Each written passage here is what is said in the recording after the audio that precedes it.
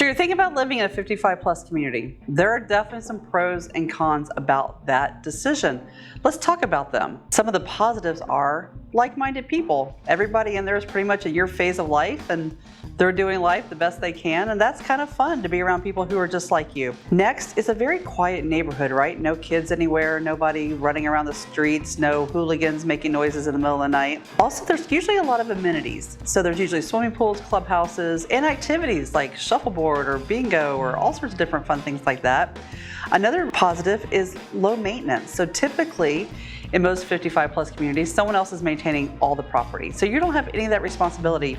Even after a storm, you don't have to go pick up things, right? There's people to do that for you. But on the flip side, there are some cons. One of the cons is, what if one of your grandkids wants to move in with you? If you're in a 55 plus community, it's a deal breaker. You can't be in there if you're young, right? So that might limit who can actually live with you. Then also, you're not really in control of those HOA fees, which, by the way, sometimes can be substantial, especially in condominiums. So you got to make sure that you know that that's a thing and that it's covered and that you can afford it.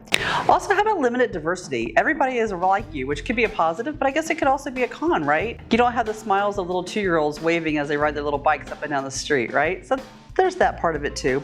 And then also resale value. Sometimes because it's such a niche market, you might have a hard time finding a buyer for your property if it's only for people who are 55 and plus. And then lastly, if you're not a person who loves rules, you got to be careful. There are a lot of rules when you live in an HOA in a 55 plus community. Well, there's the scoop. Edna Wilson, your hometown realtor, as hometown as apple pie.